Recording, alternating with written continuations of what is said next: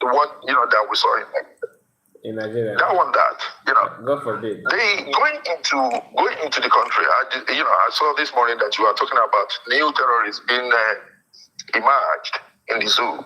Yeah. That one shouldn't surprise anybody. Not at all. I'm not surprised. They will continue to emerge.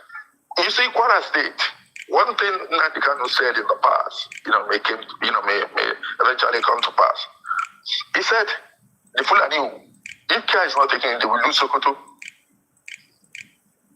Because the only thing they needed is this. It's just, when the whole area is being, sprinkled with petrol, you just need a match. You know why we support Biafra? It's because Biafra is that match. The moment the Biafra, strike that match, and then out of Nigeria, you will see configuration everywhere. The fire will be so bad, which Fulani themselves, they know, because there is antagonism between the Hausas and the Fulani already. Yeah. It's existing. Everybody knows. That one is very, very good. It's very, very good. Musa said it. Musa made mention of it, saliently, and quickly come out of it. And, going to the Benue, the woman that was just talking, we need it. From where? Man cannot fall from heaven again. You have to prepare and defend yourself. I listened to Dajuma when, they were asking him that, you need to provide ammunition and all those things for you. He said, I cannot. Go and look and go and resource yourself. You will get it from where those people, the idiots, are getting it. Yeah. Resource. Send people underground and you get it and defend yourself. I'm too old to go out and be, looking for arm for you. Which is true. He's in his middle or late 80s. I know he has done, worse during his youth. These are the people that serve the Fulani and come back, like Nnamdi would say, disgraced. That man has been disgraced beyond, reasonable doubt. All of them. All of them. Once they start to come back, they're always in shame. It's true. They were just killing them. They were just killing them anyhow. It's just like a sitting dog.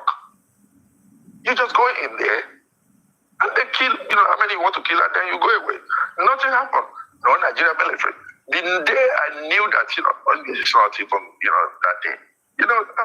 Late last year, I think maybe around December or something like that.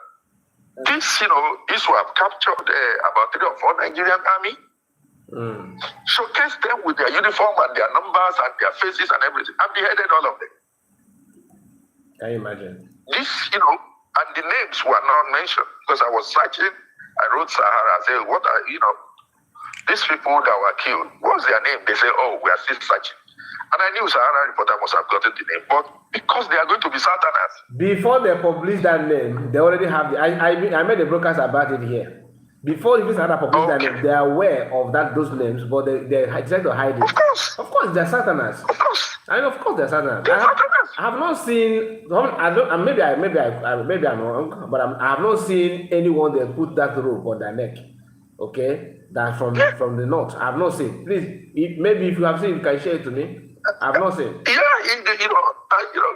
apart from the one that will say, there was some Northerners, and I, presume, because my friends in Abuja confirmed that those ones, they were killed. They are Northerners. Okay, they are Hausa. Because they were protesting that the Fulani, because I don't understand the Hausa sort. So what they were saying in Hausa language is that, the Fulani should leave, our country for us, that they are not indigenous to Nigeria. And the Fulani instigated some Fulani, rioters within it. You know how they stir up the governor, because most of the governors in the north are Fulani. If not, Fulani don't reside with people. What people don't know is that most of these people, where the so-called the Fulanis are the governors, they don't have 10% Fulani in any of those states. Can you imagine? Kano is a dominant state of Hausa. I'm telling you. You can never, if we do census, You can never see 20% of Fulani in Kano.